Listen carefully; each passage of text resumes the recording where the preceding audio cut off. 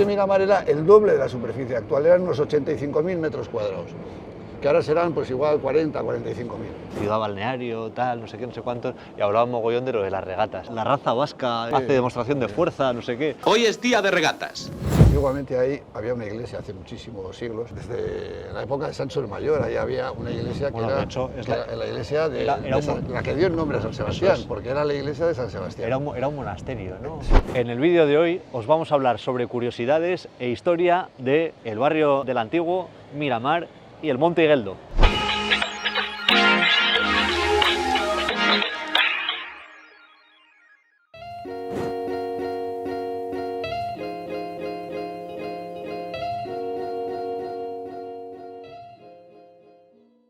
Esta vista ya merece la pena haber subido.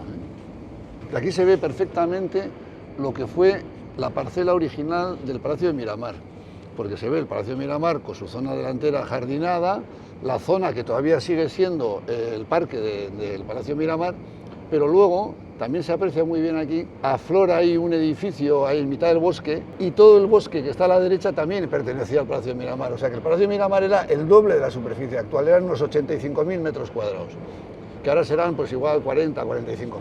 En los años 60 se vendió toda la parte de la derecha, pero todavía el que tenga interés puede ver el antiguo muro del Palacio de Miramar. Antes de empezar a grabar, yo leí que Alfonso XIII debía de estar jugando a polo en los propios terrenos del Palacio de Miramar cuando sucedió el levantamiento de Primo de Rivera, y le pilló supuestamente por sorpresa porque estaba totalmente al tanto de lo que iba a pasar del levantamiento de Primo de Rivera, o sea que fíjate.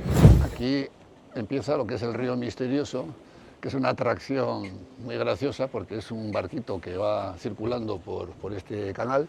Hoy hace que no me monto aquí. Que se mueve este agua por unas aspas de madera que están ahí más adelante, que hay un molino que es el que mueve este agua, ¿no?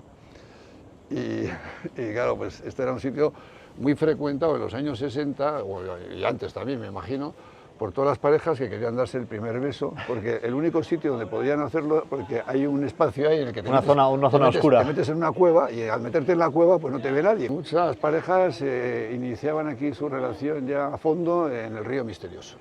Muy recomendable esta terracita para ver las regatas. La gente se pone en el monte Urgul y tal, pero esta vista desde aquí para ver las regatas es espectacular, porque la ciaboga es ahí. Con lo cual estás viendo prácticamente todo el campo de regatas y aquí estás en primera línea.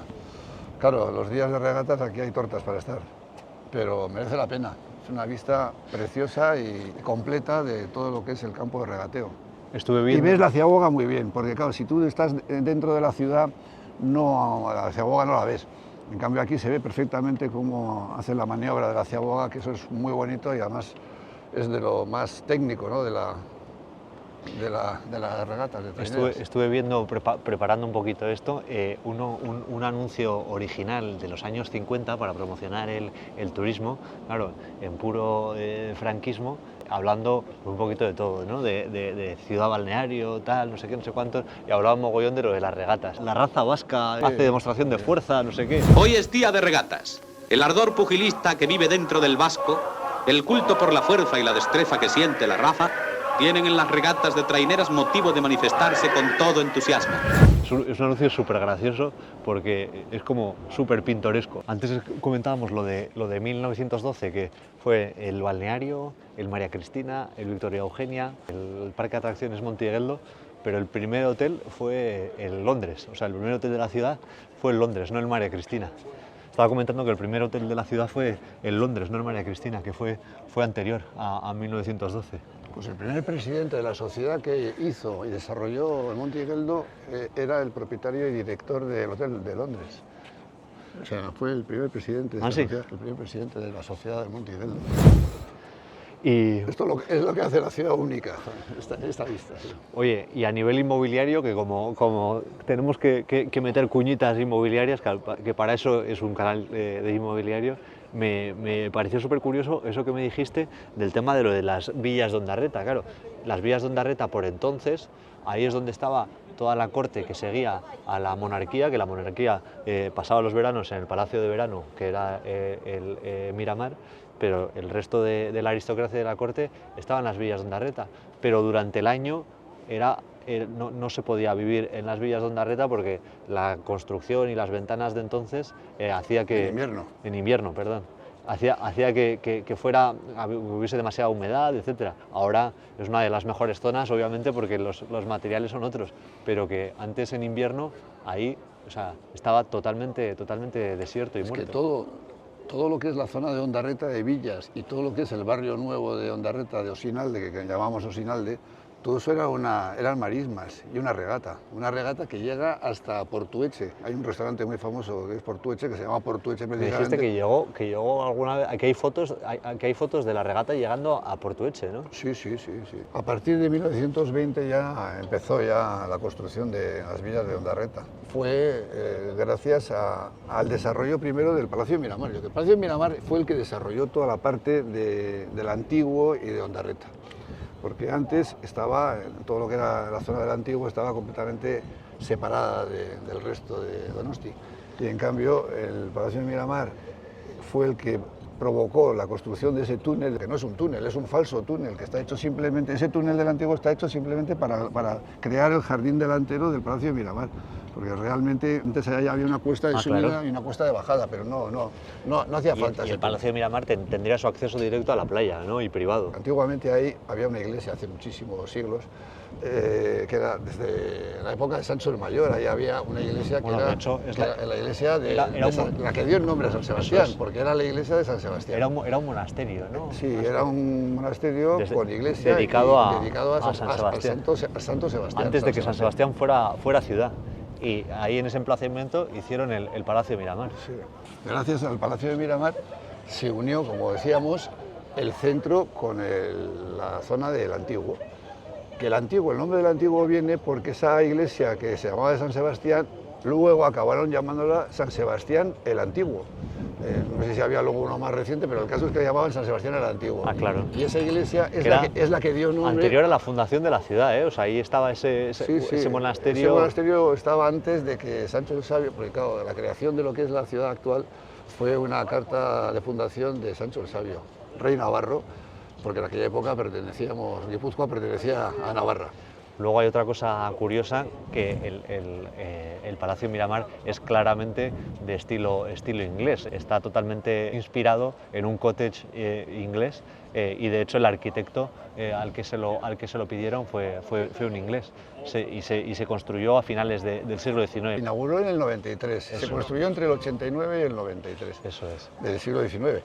Y ese inglés encontró una beta fantástica porque había hecho una villa en Biarritz, que la reina María Cristina la había visitado porque era de un inglés, la villa de Biarritz, que todavía creo que existe esa villa, y la reina María Cristina había ido a visitar a ese acaudalado inglés que vivía parte del año en Biarritz, y le gustó mucho la casa, y entonces le encargó a este Vernon o Burnham o algo así, encargó el proyecto. Hizo el proyecto, pero todo el desarrollo de la obra lo dirigió alguien de aquí. Goicoa, el arquitecto municipal de la ciudad, que era Goicoa. Y el que hizo la obra, el contratista, era un tal Ola Sagasti. Sí, ya he visto eso. Este hotel que tenemos aquí se edificó en los años 65-66. Yo tenía 10 años cuando se inauguró. ¿Cómo se nota que es de esa época? ¿Eh? Sí, es el estilo modernista. Estilo años 60. Sí. Sí. La verdad es que este hotel, yo no he estado nunca en una habitación ahí arriba, pero me imagino que tiene que tener unas vistas de las habitaciones espectaculares. Estamos acostumbrados, pero es un poco... Es la mejor vista de hotel de San Sebastián. Es un poco pena a nivel visual el hotel saliendo ahí del Risco. Bueno, nos hemos acostumbrado ya a verlo.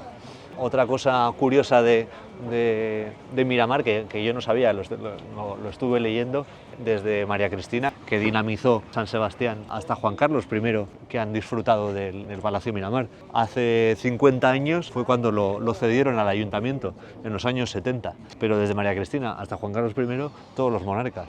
Fíjate lo que hemos comentado, que a Alfonso XIII le pilló ahí la sublevación de Primo de Rivera.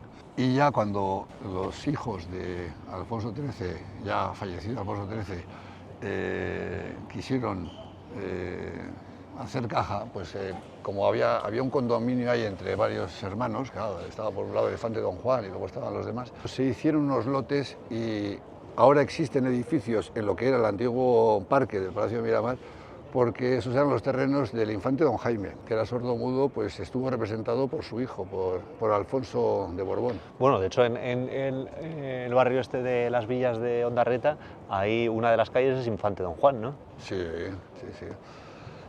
Y Infanta Cristina también. Entonces, claro, al ya separarse, desgajarse ese trozo del resto del Palacio de Miramar, se creó un paseo nuevo que es el Paseo de Pío Baroja. El Paseo de Pío Baroja no existía, todo eso estaba cortado. Y Pío Baroja se creó gracias a la segregación de ese terreno, y entonces ahí se creó desde la rotonda lo que es ahora conocemos el Paseo de Pío Baroja. Sobre curiosidades del antiguo, eso que me comentaste de lo de la fábrica Suchard. Bueno, es que claro, antes de que vinieran las fábricas, la calle Matía era una calle pues, en la que había una mezcla de viviendas, incluso con huertas, ¿no? La calle Matía era la calle de salida de la ciudad, antes de que se hiciera la avenida Zumalacárregui, es por donde se salía de la ciudad hacia Tolosa. Y ahí había una mezcla entre viviendas, huertas y tal. Pero claro, ya en el momento en que se edifica el Palacio de Miramar, pues se crea ya un desarrollo ya más urbano y más industrial, porque ahí fue el inicio de la industrialización de la ciudad. Y la industria que hubo aquí estuvo toda en lo que es ahora Bentaberri, que se llama Bentaberri, que estos pinos no nos lo dejan ver, pero está ahí justo detrás de esos pinos, está toda la zona de Bentaberri. Y ahí pues había fábricas pues, de diversos objetivos, o sea, estaba por un lado la fábrica de Suchard, de chocolate Suchard, está la de Lizarriturri y Rezola, jabón, famoso jabón en el Lagarto. En el entorno de lo que era la zona del antiguo, hubo una familia que promovió bastante y desarrolló lo que es la zona de las villas, que es la familia Brunet. Y la familia Brunet pues tenía ahí también una fábrica en la que fabricaban botellas para sidra, porque ellos tenían una marca de sidra también. El parque de atracciones este de Geldo siempre me genera una sensación súper extraña, como de nostalgia, pero también como de decadencia, y es como una sensación encontrada súper rara. Pero oye, aquí ya está, que yo sepa, nunca ha habido un accidente, y también esto funciona un poco estilo del funicular, con un freno, por pura inercia, sale disparada ahí arriba y va frenando. O sea, ¿es solo inercia? Esta villa, en su tiempo, Villa San Martín fue la residencia del modisto Pierre Cardin.